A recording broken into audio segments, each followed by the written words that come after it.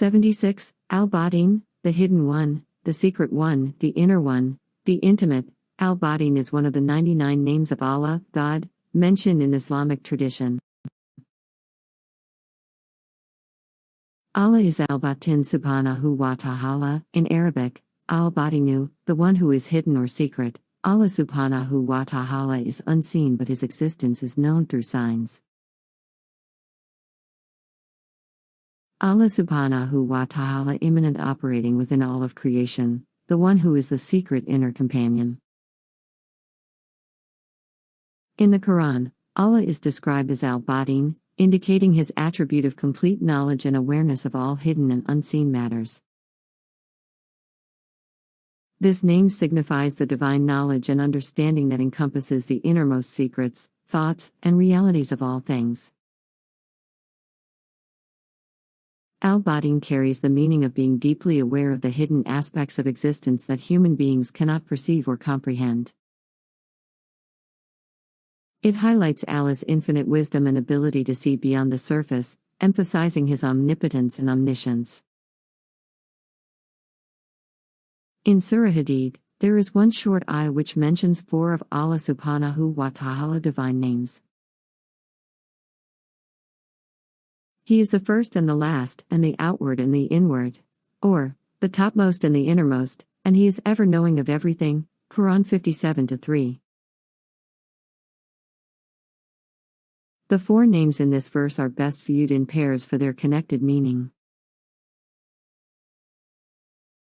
The first pairing is Al-Awwal and Al-Akhir, the first and the last. At first, the pairing of Al-Zahir and Al-Batin seems contradictory. How can something be both manifest yet hidden?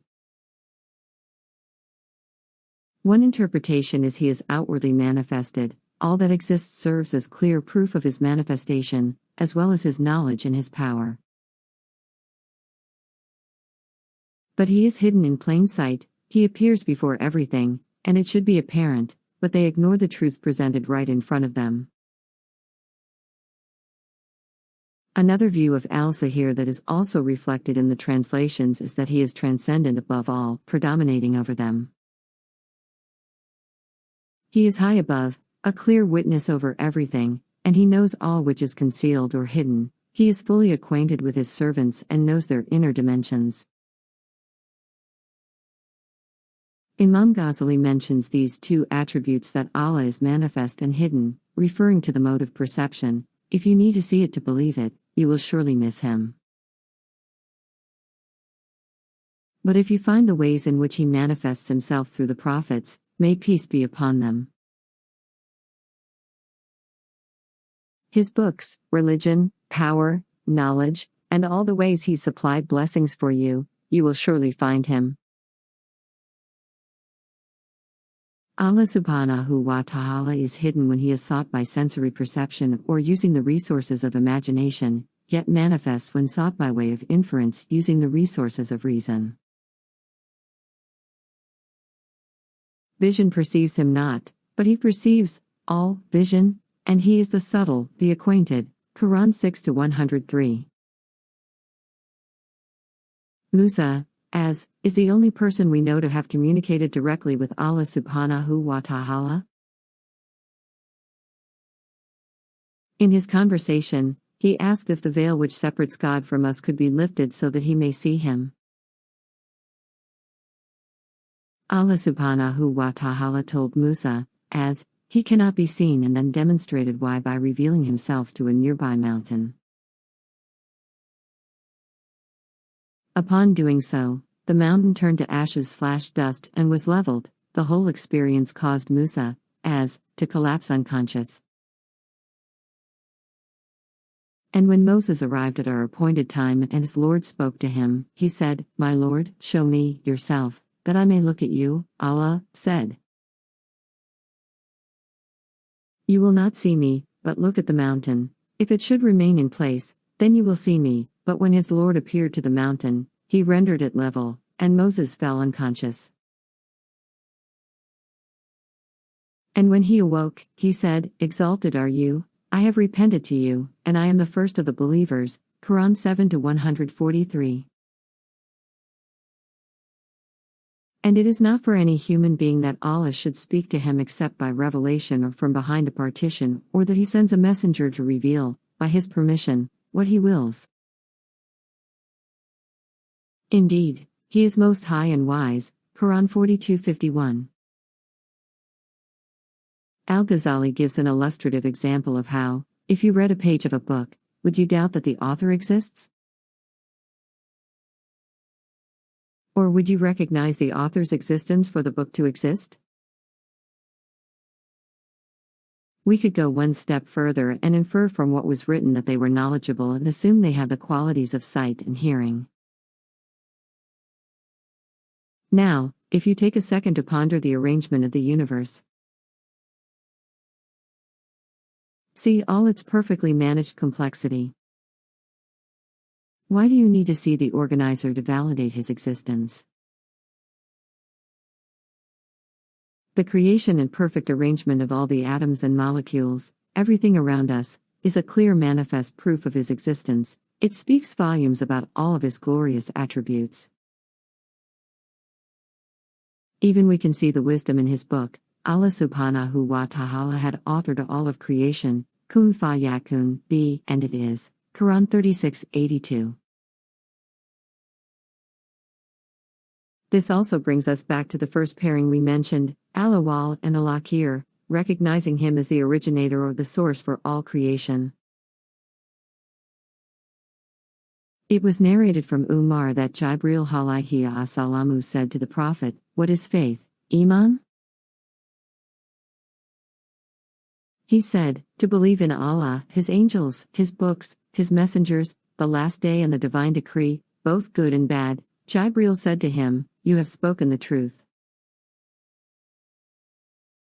He said, "We were amazed that he asked him and then confirmed his answers as being correct." The Prophet said, "That was Jibreel, who came to teach you your religion." It is also worth mentioning that Surah Al-An'am Ayah 120 notes two Arabic words, Zahirul and Batina, but not in the context of Allah subhanahu wa ta'ala glorious names. Rather, these words were a message to the believers about what is permissible and forbidden. It gives clear guidance to avoid sinning, whether open, Zahirul, or hidden, Batina. Avoid committing sin, whether openly or in secret, for those who commit sin will be repaid for what they do. Quran 6-120. Suhail reported that Abu Salih used to command us, in these words, "When any one of you intends to go to sleep, he should lie on the bed on his right side and then say, O Allah, the Lord of the heavens and the Lord of the earth and Lord of the magnificent throne, our Lord, and the Lord of everything, the splitter of the grain of corn, and the date stone or fruit kernel, the revealer of Torah and Injil, Bible, and Criterion, the Holy Quran, I seek refuge in thee from the evil of everything thou art Tazitza by the forelock.